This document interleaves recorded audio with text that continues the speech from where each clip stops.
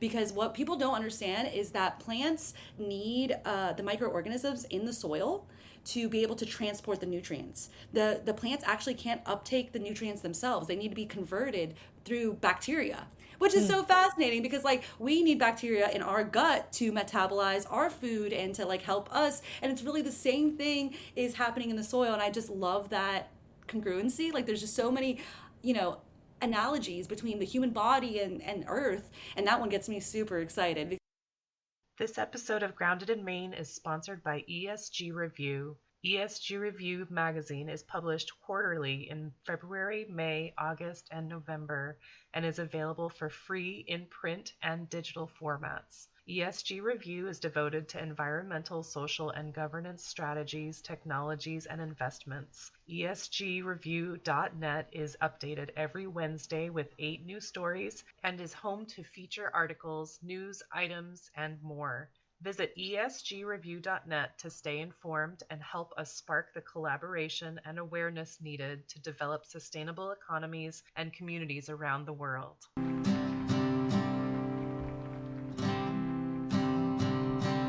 There's a place where there's no trouble, no more pain, no more struggle.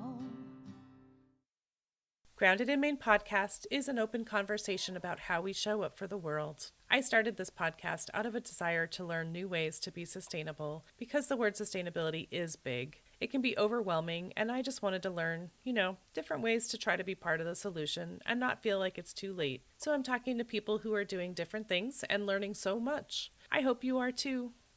Hi there. Thank you so much for listening to Grounded in Maine today. My name is Amy, and I brought back Alexa Pavan, who is on Instagram, Go Green with Alexa. I was just looking at the last time she was here. The last time you were here, Alexa, was like August of 24. So it's been almost 2 years. So Alexa is very passionate about composting, and it's something that I've been thinking about that I have not talked about like in depth on the podcast, and I've been dying to do it. And she did a post last month. It was a composting awareness week in May, and I was like, oh my gosh, Alexa, you got to come back. You got to do the compost. She's like, just name the day. So Alexa, thank you so much for coming back. I always love talking to you. Thank you so much for having me, Amy. I'm so happy to be back on Grounded in Maine. I listen every week, so very happy to be back here. Yay. And so we're talking about composting, which, we've been talking for a little bit, of course, but let's start basics. Like what is composting? Like what is this? We keep talking about composting, and why is it like, why do people keep talking about it? Yeah, that's a great place to start. So composting is a scientific and I would say artistic method of decomposing organic material and quote unquote recycling it back into the earth through a process that involves oxygen through aerobic decomposition. So basically, it's just like bacteria helping us break down our food scraps and all of our organic material. Not just food scraps, but like paper products and things like that. Anything with an organic base, and helping those materials and those nutrients get back to the earth and produce a finished compost. That's what it's called, is finished compost. And that would be a amendment that you can put on your plants to fortify the soil, because a lot of the soil in the US either has been depleted, like the topsoil has been depleted, or it just wasn't a healthy soil to begin with. Like in Florida where I live, we have a very sandy soil, so you need to fortify the soil if you want to grow different things. Certain things grow just fine in the sand, but other things need to be fortified. So long story short, composting is just a decomposition process that involves aerobic decomposition. Okay. And so you guys can tell already, right? Like she knows her stuff. She was just telling me that so she has she fills a bucket every week for a company. And so she was just saying that she does tabling for this company because, if they're short someone or whatever, they're like, hey, Alexa, we need someone to do this. And she's like, sure thing. Because they know that she knows she's that good. We know what composting is, like the science. I love that you called it artistic. Like Yeah. what makes it artistic? Say it's not just like putting things in a pile. And I think that's the number one thing I see online is just like throw it in your pile. Doesn't matter what it is, if it's organic or came from your kitchen, just throw it in the pile. And it's really not that simple. And that's one thing I really want people to take away from this episode, that composting is a bit more of a complicated process than we're giving it credit for. And to do it properly, you need resources, but I also think I know you need space, you need air, you need heat, and you need, air and slash oxygen, right? Because you need an ample amount of both. And you need that organic material to help you combine all those materials to break it down. And to me, that's an art, because it's not just something you can just throw into a pile and it just happens. Right. It's something that needs to be actively catered to. Right. And you need water too, right? Because if it gets too water. hot. Definitely. Absolutely. I have heard stories hot of it catching fire. Yeah. Compost piles can heat up to the point that they catch fire. Yeah. But that's another reason why I think composting should be left up to the professionals. But we'll get more into that, I guess, throughout the episode. I bet we will. Okay. So how does it work exactly? Like, what's the, I know there are lots of ways that people can do composting. Like you fill a bucket for, because you live in an apartment, Mm-hmm. and with your compost, and someone comes to pick it up and then they make compost with it, right? Yes. Like they make fertilizer. Not fertilizer, finished compost. Finished compost, sorry. Yep. It's okay. It's just not a fertilizer, because a Not the same fertilizer thing. is typically, we just don't want to associate it with fertilizer, because typically when people think fertilizer, they think synthetic fertilizer, and then, Right. that's not beneficial. That's horrible for the environment. So composting, and finished compost specifically, is incredibly beneficial to the environment. But yeah, you are right. I do use a service because I live in an apartment. I grew up composting in my parents' backyard growing up. That's why I got into it. And I've composted so many different ways since then. But nowadays I use a service, Renewable. Shout out Renewable in South Florida. Woo-hoo. And they give me a 5-gallon bucket. I fill it up with my compostable items, and every week they come and pick it up and swap it out for a clean one. They handle all of the processing, and then I choose when I want the finished compost. So they make it super easy. But yeah, there are definitely other ways to do it too. Vermicomposting is something I've tried and I like. It just doesn't really, it's not great for Florida. It's hard to do because you basically have to keep the worms inside. And even then, for me, even if I kept the worms inside, which I'm totally fine with, I produce too much organic material scraps. And Right. basically they were getting inundated with my scraps. And you basically need a really good balance of nitrogen to carbon. And I was giving them a lot of nitrogen, and they were just like, couldn't We break don't it know down. what to do with all this, yeah.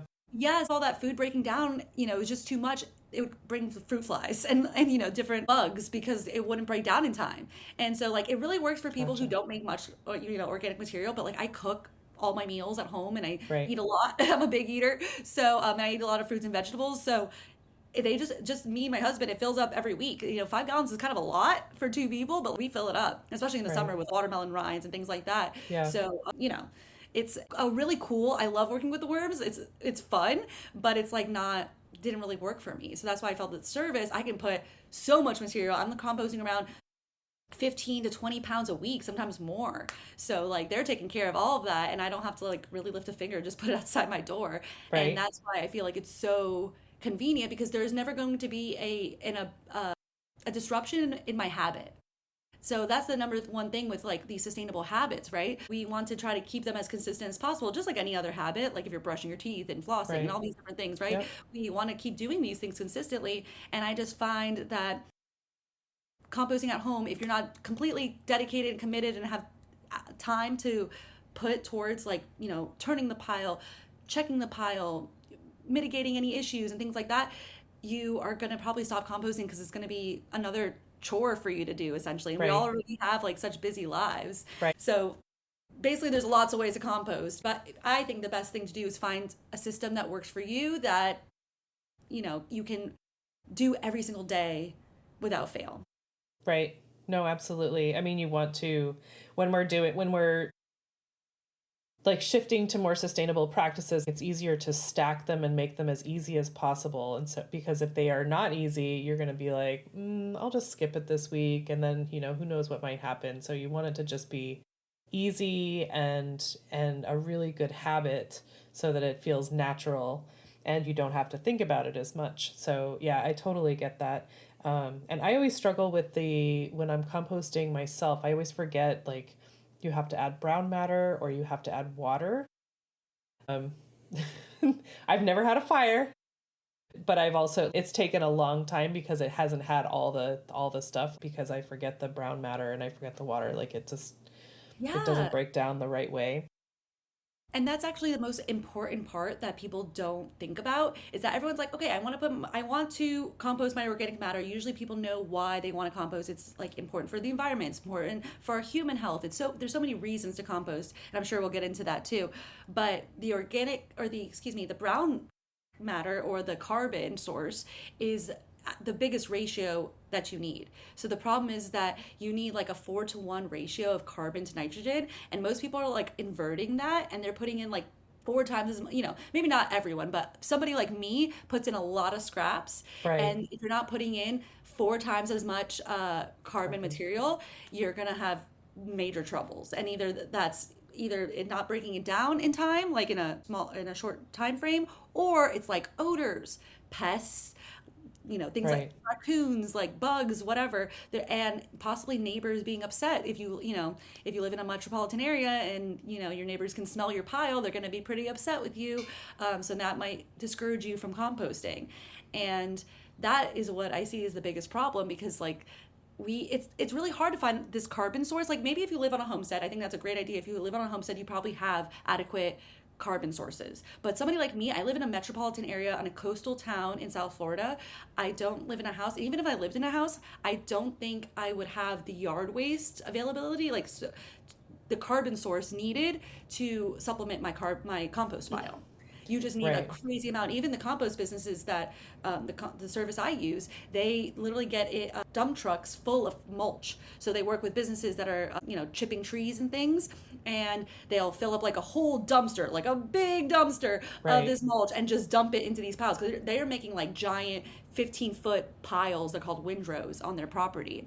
And that's what they need. That's how much carbon you really need. It's just so much more. It's at least double, but I would say to make it really burn and like work through, I would say like 4-to-1 carbon to Oh, nitrogen. that's a really interesting thing. And not to scare anyone, like composting is really good, but just make sure that you're aware of all the pieces that are required for it. Okay, and so you said why should we compost? Since Yes. you mentioned it. I love it. Okay, so composting. Why is composting beneficial? Well, let's talk about why what our current practices are not beneficial. For instance, right now, at least where I live in South Florida, we use two main methods of waste management. I'm not going to include recycling in here because like that is not the bulk of the what we're talking about. I'm talking about like things that we cannot, for the most part, I would say our waste is managed through landfilling and incineration. When you send your and most of the country is using a landfill or incinerator. Yeah, of course, we have recycling plants and things like that. That doesn't negate the use of those other two systems, right? So the landfills, when you send your organic matter into a trash bag and then it goes to a landfill, it's going to be layered in the landfill, and then actually a machine comes and smushes down these piles of bags and trash to make the most room possible and squeeze out all that air. But the Right. problem is that we need air to decompose the material. Remember I said that composting is an aerobic process, and aerobic just means oxygen is required, and that means that we just need atmospheric oxygen, what's already available in the air, to help invite the bacteria in to do the decomposition.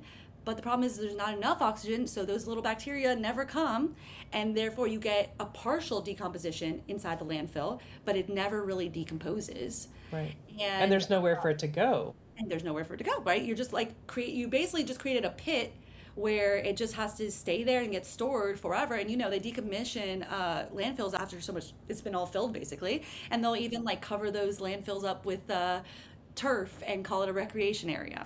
So like there's no getting rid of this. And what's really baffling to me is that we could be composting this material instead of it just because it's contributing like 40% of all the waste in a landfill is organic food. Like, and I'm Right. not talking about organic like USDA organic. I'm just talking about like organically based Food. material, Yeah. right? And that all of that could be going back and being like quote unquote recycled back into the to earth and creating that finished compost that we talk about. But It's insane to me that we're doing this kind of backwards method, especially because maybe it could have worked back in the day when we didn't produce, for instance, like the county I live in, 20,000 pounds of trash per minute in the county I'm in South Florida, Broward County. So that's insane. That's It's never insane. going to, the landfill is never going to be a solution. And then the compost is, or the compostable material is trapped in those landfills, or worse yet, it's being burned in the incinerators. For instance, when these counties or municipalities invest in incinerators, they actually need compostable material to help cool down the machines because they get really hot because it's just like burning things up all day long. And the organic material is actually required. So the county north of me, Palm Beach County, they actually ban businesses who like Renewable, the one I use, that come in and come collect residents' trash, compost. They banned them? Yes, you're not allowed to operate as a compost business in Palm Beach County, Florida, because they own all the trash of the residents and commercial as well. But they own all the people's trash in that county and they burn it all. It's burned in the incinerator, and then they call it waste to energy. And there's all these greenwashing terms, and I actually have a whole 18-minute video about it on YouTube about incineration and landfilling and why large-scale composting can help us get away from all that, and zero waste strategies, to bring us to a healthier future. But yeah, it's truly mind-blowing. I could go on and on about incineration because I don't think enough people know that besides like the fact that it obviously there's fumes and smoke and everything released, and some of it's captured, of course. That's where that waste to energy story comes from, because that's the whole idea, is that it's contained, and then that material, that byproduct, the smoke and all that, is turned into an energy source. But the problem is that it's the dirtiest form of energy. Dirty. Yeah. No, it's the dirtiest. It's actually, there's plenty of studies to show that it's the dirtiest form of energy, and it's also the most expensive. Nuclear power is technically the most expensive type of power to build, maintain, and operate, but actually incineration is 1.5 times more expensive to build, maintain, and operate. So there is truly no benefit. Also costs the taxpayers billions of dollars. Just in Palm Beach alone, it costs $1 billion, and they're trying to build another one in the same location. So it's like one of those things, like, we are losing on all fronts. We are spending money, our health is being impacted, and we're creating problems for future generations. Right. So that's why composting is so incredible, because we could be turning this material into a useful resource. Like, instead of burning those nutrients, why not recycle or leaving it in a pit in the land, right? Them. Yeah, why don't we use those existing nutrients that took a long time, because we had to grow these nutrients, we had to process them, they had to be transported, and now we still have scraps that have lots of nutrients in them, and instead of using that resource, that value, we are throwing it away. And not even just throwing it away, we are burning it and causing health issues. It's just absolutely mind-blowing to me, and I want to know where Maha is at this, because I have not heard one of them say anything about it, and that just drives me absolutely bonkers. But it doesn't make sense. No. Like, I mean, I know. It can help grow. It's just wild to me. Like it could help to grow food, grow healthier food. But no, let's make sure that nobody can do that. We're going to require people to throw it away. That blows my mind. There's a lot of money in waste management, and that's the one thing we need to see. But what I want to bring attention to is that these zero waste strategies, like building recycling centers that are more efficient and things like that, which they are trying to do in Broward County where I live, and doing the large scale composting, they both, and other zero waste strategies, of course, these all bring jobs and economic value to the area. So like, I understand that people are like, oh, but then the landfill people are going to lose their job, or the incinerator people are going to, whatever. There's always going to be trash, I'm sure. Right. And the thing is that there's so much economic prosperity available if we will lean into these greener solutions. So it's not, there's just so many benefits. And now I want to talk about the benefits of composting, because that's the dreary side of it all. But the positive side of it all is that, like you said, it can help grow healthy plants and nutritious fruits and vegetables, which we all need more of. Because as I mentioned, the topsoil in the U.S., as far as conventional farming goes, has been depleted. And we could build it back by adding that finished compost, which the finished compost, basically, just imagine it's like all the fiber and cellulose has been degraded, and all that's left are the minerals and microorganisms, specifically that the microorganisms that are beneficial to plants and to us, really. Because what people don't understand is that plants need the microorganisms in the soil to be able to transport the nutrients. The plants actually can't uptake the nutrients themselves. They need to be converted through bacteria, which is so fascinating, because like we need bacteria in our gut to metabolize our food and to like help us, and it's really the same thing is happening in the soil. And I just love that congruency. Like there's just so many, you know, analogies between the human body and earth, and that one gets me super excited, because I just like, we don't have enough microorganisms in our soil currently. Like we've depleted that, and because it's not healthy, you know, we're missing out on this important organism that does need to help us, you know, provide nutrients to our plants, and then we eat those plants. Like it's all a circle, a cycle, and we've broken a lot of those into pieces. We've broken the circle into pieces, and it's not working right, obviously. Right. You know? Right. I mean, I remember one of my past guests, I think it was Nicholas, that said to eat, let's see, 100 years ago, a head of cabbage would be like the same as eating 25 right now. Like we're just to get the same nutritional benefit, which is just, that is crazy pants. And that's what we've done. We've done that to ourselves in the soil, but composting And would just add all that back in.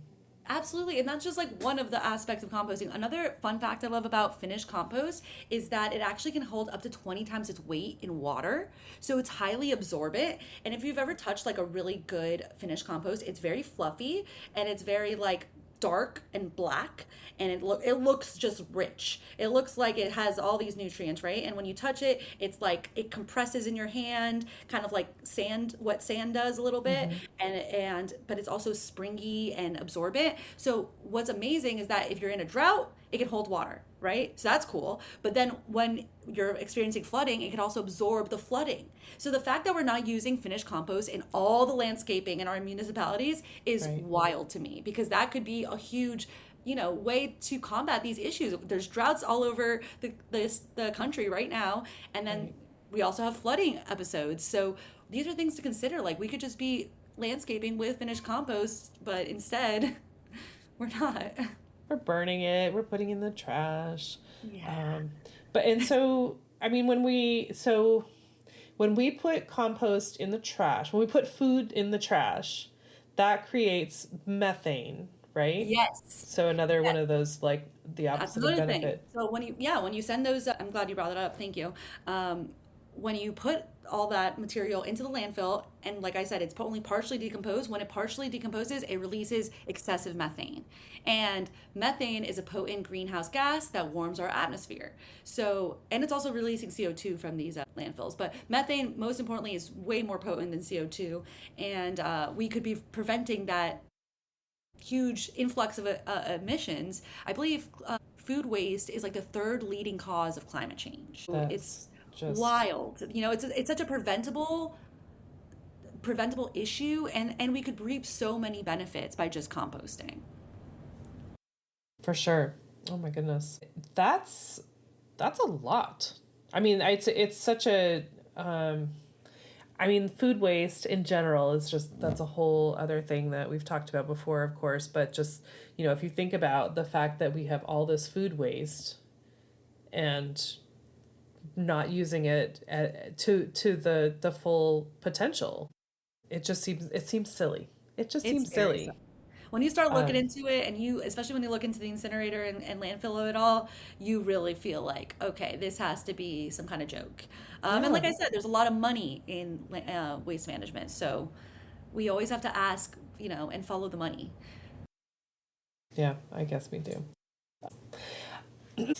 So, I mean, you've kind of talked about, like, you know, why it's important, but like, I mean, it just really makes sense.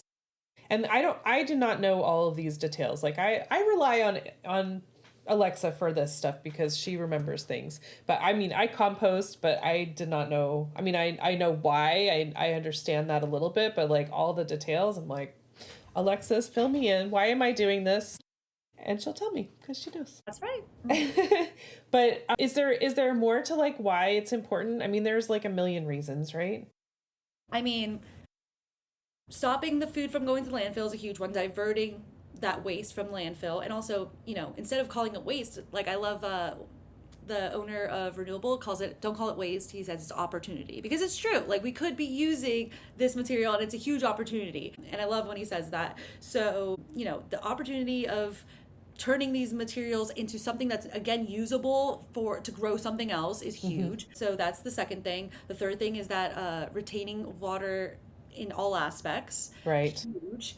And then also, I guess also the community aspect of it, considering that, like, I don't live next to a landfill. I don't live next to an incinerator, but my fellow neighbors do. And I don't want anyone to have to live next to an incinerator, a landfill. Those people are getting cancer. Those people are having health issues, asthma, so many things, right? And I actually have been working with this organization, Energy Justice and Beyond Burning, these two organizations, that goes around the country to help close down incinerators. And they've really opened my eyes to, like, just so many of the issues. So I don't know. I think a huge part of it is, like, understanding that none of us should face the burden of the waste management crisis that we're in. More than we already are, right? Because these people are feeling it twice. They're feeling it by, being inundated with waste, and then we're also burning it next to their house, or, landfilling next to their house. Because even if you're not burning it in the landfill, as I mentioned, when it only partially decomposes, it actually mixes. Because it's only partially decomposes, it kind of creates like a sludge, and that sludge mixes with, like, whatever else is in the landfill. Like, think plastic and metals and electronics that people put there that do not belong in the landfill, all these different things, and then it, like, leaches into the soil, into the water, and even aerosolizes into the air. So, there's just so many negatives to waste management and so many positives to composting. It just feels like a no-brainer.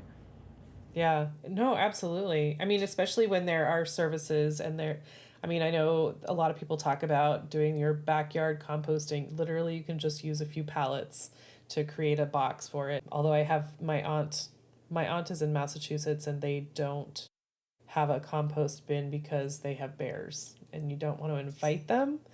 So they just have to figure out another way around that. And that's where a service would be really handy.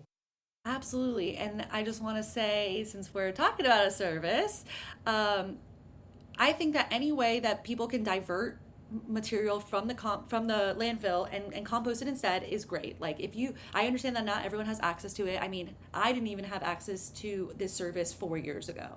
So I think that it's something that we have to be patient about. But I do think that out of all the different forms of composting, using a service is the best option for kind of the reasons I mentioned earlier in the episode, where we talked about maintaining that habit and making sure that we continue to divert the waste from the landfill, right?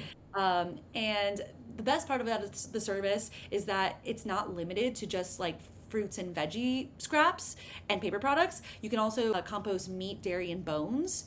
And with this service, since they are like a commercial facility, they can handle all that. And they can also handle BPI certified material, that, like, plates and cups and things like that have earned that certification and are able to be composted in these commercial facilities. So when I'm having, like, a party or something, I regularly ask, like, or even a friend's having a birthday party or something, I'll ask them, like, hey, what are you doing for plates and blah, blah, blah. Because if they, I do that. You do. I know. I expect that. And people expect it nowadays. And they would expect that from you also. Yeah, so I always say, hey, I can bring my bucket, like, what do you got going on for the plates and stuff? And if they're not using, like, reusable plates, I'll suggest, like, okay, I can bring the, BPI certified compostable plates, or they can go grab them. But, I just make sure there's that communication with them, because I just hate going to a party and watching like, someone throw stuff away. Yeah, it's a great environment. You're having such fun socially, but then you're like, I'm, like, cringing internally, and nobody else is, because they're like, that's that creepy girl that just cares about waste. And I'm like, inside of like dying. But a lot of my friends are very eco-minded, so like they're like jumping at the opportunity for me to like bring my bucket and things like that. So, you know. Well, it's such a great talking point. Alexa, what's that bucket about? I know. It's Well, definitely great, but it's like when somebody's not into the eco thing, they're like, that's a bummer. I mean, that too. That it's a bummer that they're not into it, but then they're always also like trying not to be judgmental, and then I feel like maybe a little Right. judgmental still, but it's fine. I understand that not everyone is into waste like I am. Like I'm a big nerd for like waste management. I just think it's fascinating. If you and I guys love- can't tell, she's a big nerd for waste management. I know, right? As if you can't tell. But like I'm truly fascinated about it. And I think one of the reasons why is because it's like taboo. We don't talk about throwing like we say throwing it away because we don't even want to think about Right. it. Where We is just want to away? pretend Yeah. it poofs after it leaves our hands. And that's just drives me nuts because I can't stop thinking about it. Right. Oh my goodness. Yes. I love that you bring your bucket to gatherings. That's super fun. I mean, you of course you ask in advance, like, do you need me to bring the bucket? Yeah, I try to just be more like, I don't want to force it on anyone. I always want there to be some kind of like buy-in, like they're excited about it or they want to talk about it. And usually there is. Because that's another thing about how I approach eco living in my life. I don't ever try to like push it on other people. I want people to just We see know what how I'm that doing. feels Yeah, when someone and no tries one likes to do that. that. Yeah, so like no one ever changes because someone like gave them a good lecture. Really, I mean, not usually, right? For sure. So like typically, I just try to model the behavior, and then people are watching me, and they're like, then they ask questions, and yeah, like You're you said, like, oh, you want to know? I got something to tell you. sit down. Yeah, that's a whole nother can of worms. So I try to keep it Absolutely. brief, though. You want to know something about something? I know lots about everything. At least the eco stuff I do. Right. I'm happy to chat with you as long as you want.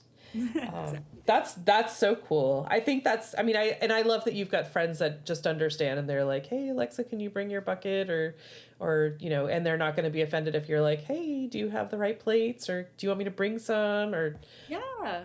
I'm just trying to help at the end of the day, and I think that they understand that. I was even in a Miami Waterkeeper ambassador program. I had posted about it a couple of times, but I would bring it because they would feed us. And so I didn't even ask. I just brought it, and they were like, "Oh my God!" And then I forgot a couple times because I don't know, I just wasn't thinking. And they're like, "You didn't bring the bucket?" And I'm like, "Oh my God! I'm glad that you guys are missing the bucket." Right? That's so fun. Yeah.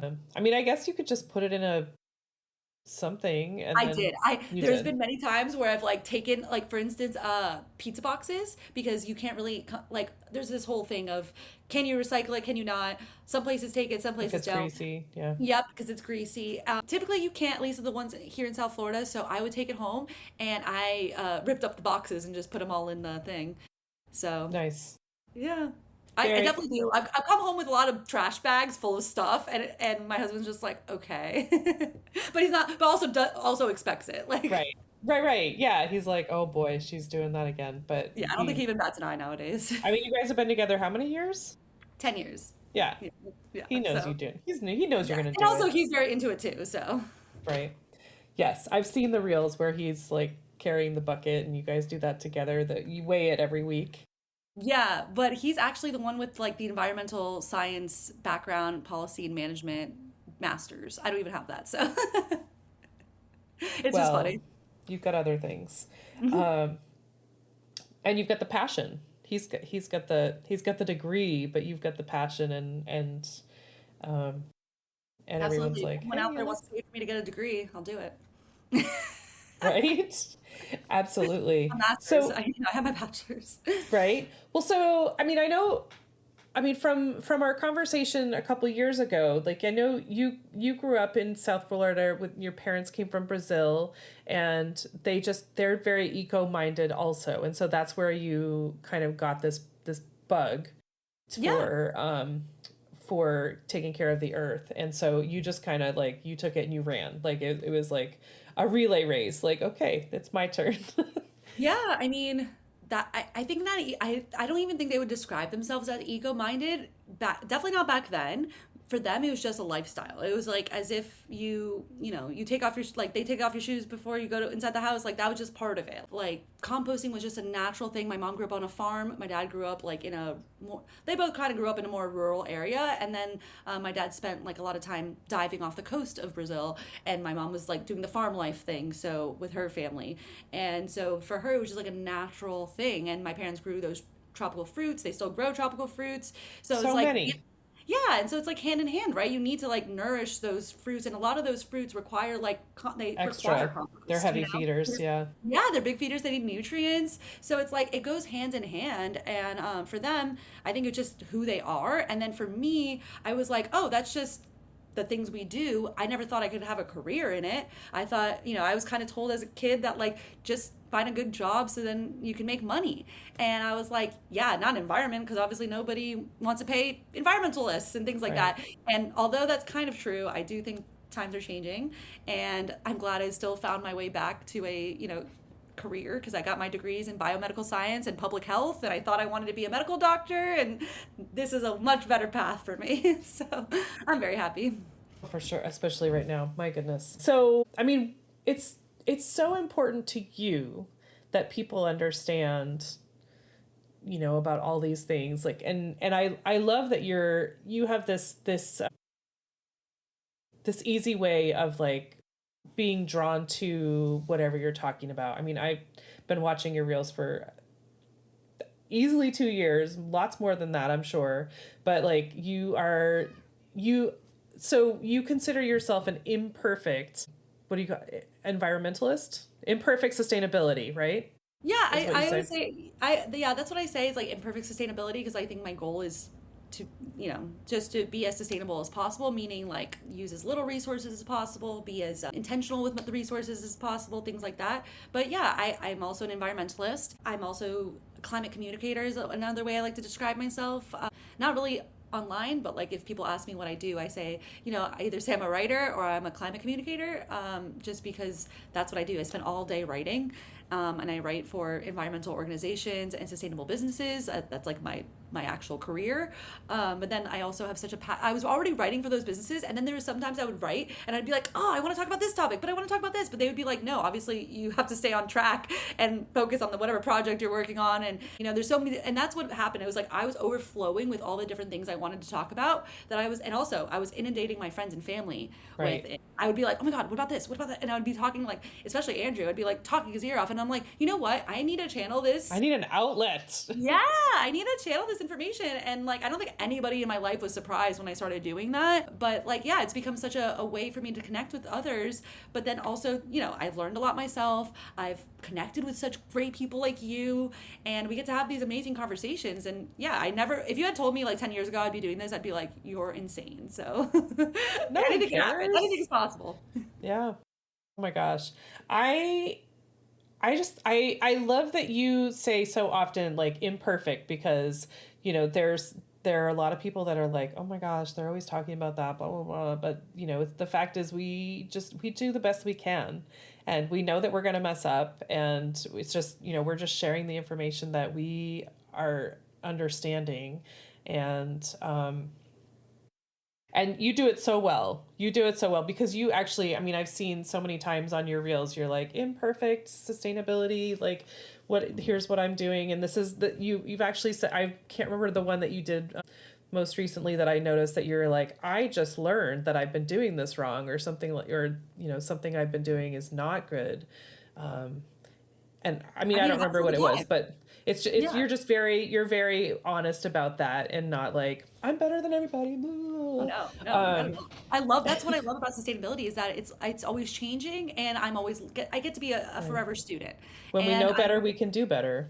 Yeah, exactly. And like, I love assessing my habits and then being like, okay, how could I improve? And also with that in mind, how can I put this information out into the community, because I don't believe in individual shifts, like I am trying to reach an individual when I'm making a video, because like I think that's just the best way to reach people, like on an individual level. But the whole goal is collective action, right? Mm-hmm. We can't do this in a silo. We have to do this all together. One person isn't going to change everything, but if we are sharing.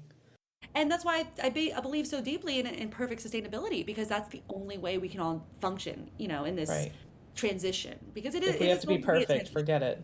Yeah, and being perfect is so like people, and I have imperfect sustainability all over my page, and people still say things to me like when I would make my eco bricks, and they're like, "Oh, but I never use plastic bottles, so I don't have a way to make an eco brick." And I'm like, "Well, that's great for you, but I'm very intentional with it. One bottle or a couple bottles every year is nothing compared to when I go to Costco and I see people putting cases and cases of water, and I'm like, okay, so you're coming after me for keeping one bottle from being recycled, but you're not coming after the people who are putting cases and cases of Right. water into their cart. Like, I don't know. To me, it's like, let's focus on like the bigger things, and the Focus bigger on things are, progress. yeah, and progress, and like, and not really shaming each other, because I've also, that's another thing I've noticed, like even in the sustainability space, people will start nitpicking, and I'm like, okay, and I've even called people out and said, okay, you can nitpick the people who are trying to do the sustainable thing, or you could actually try to hold the people who are not doing anything sustainable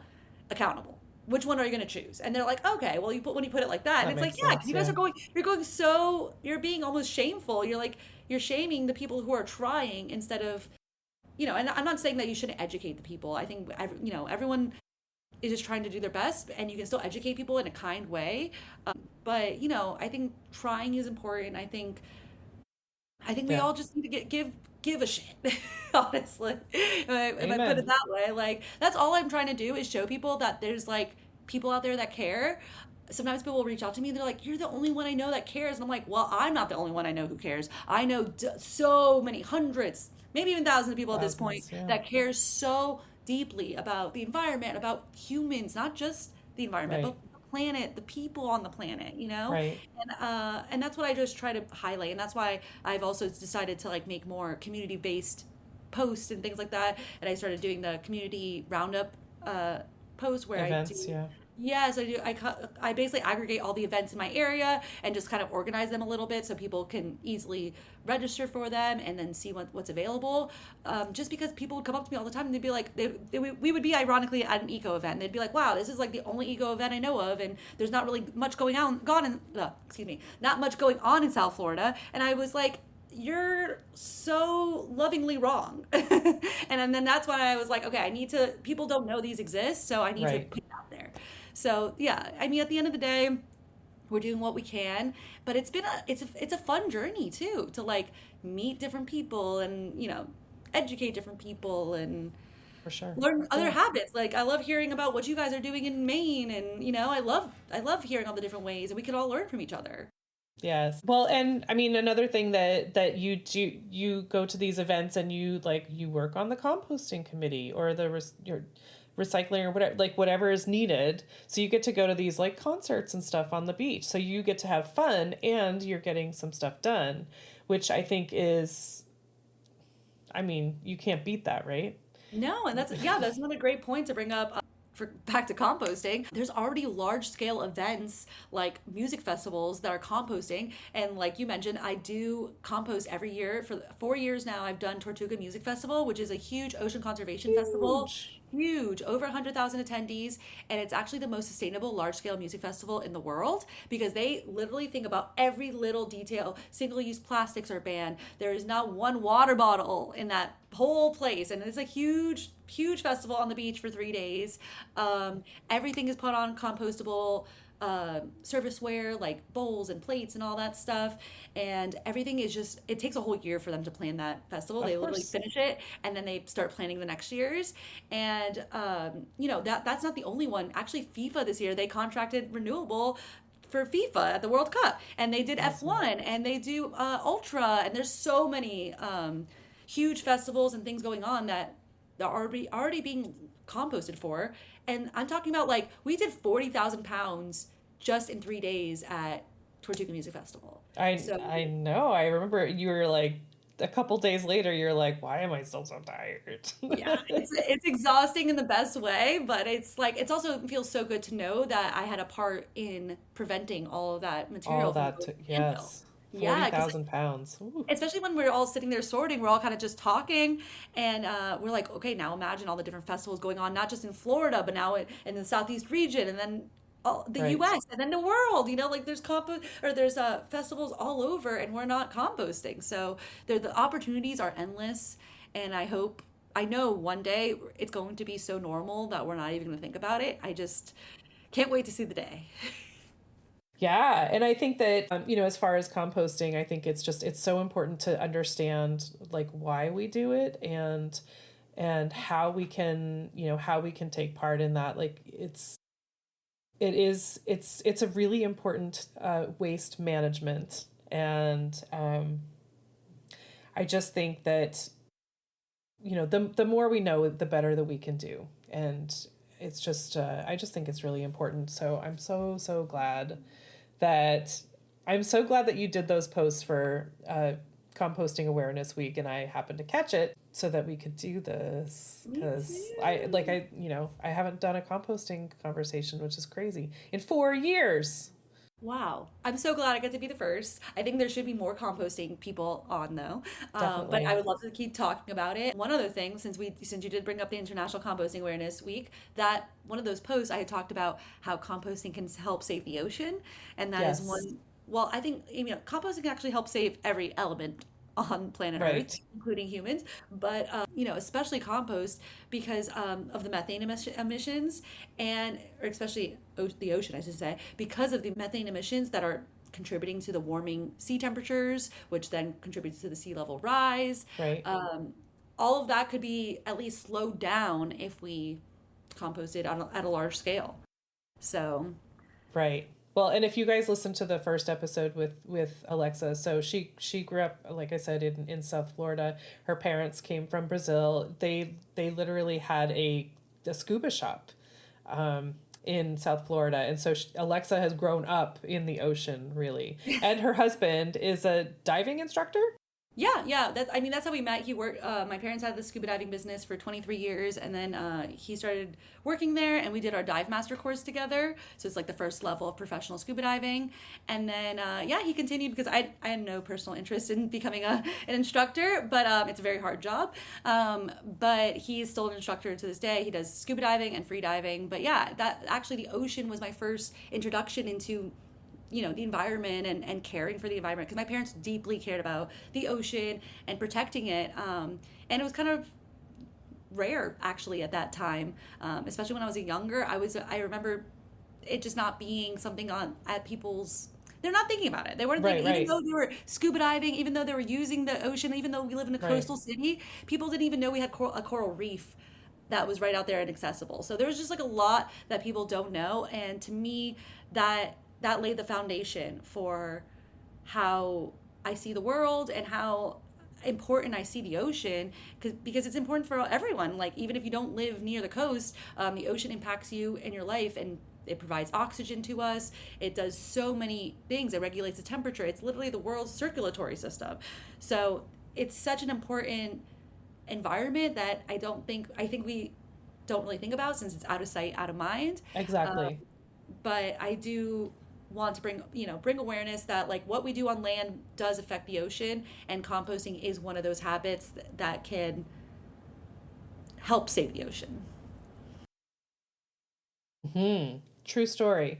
And yeah, that was what I was thinking, and I am guilty. I'm guilty of that. Like if you can't see it, you don't know what's going on down there. And so, if most of the water sports are like boating, so you're on top, or you're swimming, you're like at this tiny amount of the water, and so you can't see what's under there unless you have a mask on, or you can open your eyes under the water. But so you don't know what's going on unless someone tells you. And we were just, we didn't have the internet. We didn't have, so many things that gave us the technology to be able to see really well under there. And I mean, I don't do the ocean, so I definitely did not see. But thank goodness for you and for Andrew and your parents, to bring that awareness. And I think it is really important. I mean, like you said, it's the world's circulatory system. And that's the first time I've heard that. So thank you for that. But I think, we need to just be more aware, just be more aware of what's around us. And speaking with you, I have more of an appreciation for the ocean and composting, of course, but and more understanding. So I just think it's the more conversations we have, the more we understand, the more we know, the better we can do. And that's just how it all works, man. That's why we have these conversations. Definitely. And if I could leave the listeners with just a final call to action, Please. find a way to compost. Please. Please look for a service in your area. If there's not a service, look for a community garden in your area that might have community composting already available at their site. Check out the libraries. Libraries often have like partnerships with local composting businesses. The one I use has lots of partnerships with libraries and municipalities in the area that actually provide the service for free, or more like it's being subsidized by the municipality. But if you can't do either of those things, and let's say you don't have a green bin, like you don't have a curbside composting system already, look into vermicomposting, look into possibly making your own pile, just look into possibly, joining up with some neighbors and creating something. I think the bigger you can make it, the better, and the more people using it, the better. And share this episode with somebody to teach them about composting.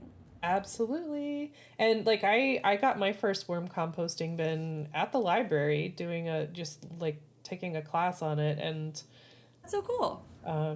So I had one in my house for like 6 years and no one ever knew. Like it was under my kitchen sink and no one knew. So it's not smelly unless you're like you were saying, you make a lot of waste. And I had to divvy mine out between the chickens and the worms and the compost. So I was able to split it up so that they weren't like overfull. But did they provide the worms? Sorry, just curious. The worm instructor provided the worms and the bin. I wasn't planning on it. It just happened that way. It was a free class and they had some funding to offer that. I love that. And that's a great way. Yeah. Use your library, people. Yeah. Lots of libraries have the Library of Things, Gear Library, like we talked about with Austin a few weeks ago. But yeah, there are so many different things that libraries offer courses all the time, classes all the time. Yes. So anyway, Alexa, how can people find you? Yes, you can find me on Instagram mostly. That's where I'm most active, but I'm also on YouTube, both at Go Green with Alexa. And then also I have a website and I also have a blog. It's called 10% Greener, and I just kind of go a little bit more long form there, a little bit more extensive. I put resources and other resources in those blog posts, and that's at my website, gogreenwithalexa.com. So yeah, feel free to DM me, ask me any composting questions. I love talking to people about compost, so please feel free. Right. If you don't realize that by now, she loves to talk about it. And so ask her any questions. I do it all the time. Like, what do you think of this? And we were literally talking like, I'm going to out myself. So we were talking about cat litter as both cat owners. And I was like, this is what I'm doing. Like, what are you doing for cat litter? Because it just feels so, do you put it in plastic? Do you, what do you do? And I was putting mine in a bucket and throwing it in the woods. And she was like, please stop that. Because of the runoff. And she was thinking about the ocean, of course, but I was not. I was just thinking I was not using plastic, and that was the best thing. But so I learned extra today. Thank you so much, Amy. Nor can I hear the lawn people. We're doing good today. Yeah, so like I said, talk to me about composting, talk to me, and yeah, thank you for being so open to, me telling you that wasn't the right thing, but I want to do right? better. Yeah, exactly. Like the feces thing is so interesting because we always think that, feces is natural, whatever, but it's really not, because it's full of nutrients, but not in the good way, in the way that it adds too many nutrients to waterways, and then it leads to algal blooms, and we don't want that. So that's the TLDR of that one, but yep, absolutely. So very good. Go find Alexa. Seriously, ask her questions. She loves answering questions. Oh my gosh, he's doing paces. And so Alexa loves answering questions. She loves feedback, and she loves doing her reels. And so go learn, enjoy, and find a way to compost. Yes, please. Okay. Thanks, Alexa. Thank you so much, Amy. I just want to take a second to thank my guest again for speaking with me and sharing such great information. I love having these conversations with folks. I also want to thank Buzzsprout for hosting the podcast, for Jane Bolduck and her music genius, for Becca Coffron and her award-winning artwork. And thank you for listening. I appreciate that so much. Please check out the show notes for any links and extra information. And if you would like to follow my guest and find out more about them, I'm sure they would love the follow. And if you don't mind leaving a rating or review wherever you're listening, and just help to get this podcast in front of new eyes, that would be amazing. I would really love that. And feel free to reach out to me on the socials and let me know what you're thinking. And if you would like to be a guest on the podcast, please let me know that. I would love to have a conversation with you about sustainability. All right. Thank you again. I hope you have a great rest of the week.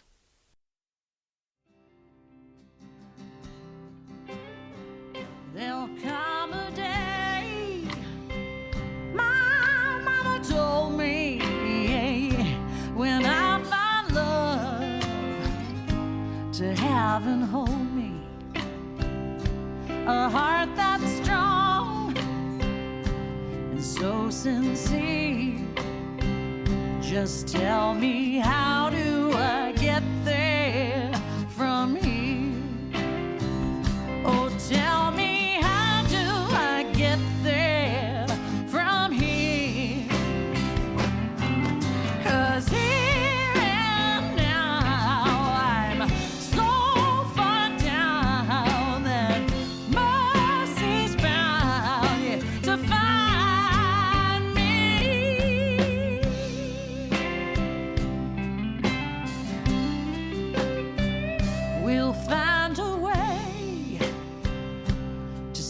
sickness, will heal the ache with sweet forgiveness. Wages of war will disappear. Just tell me, how do I get there from here? I wonder, how do I get there from here? Yeah, 'cause here and now I'm so far down, and mercy's bound to find me.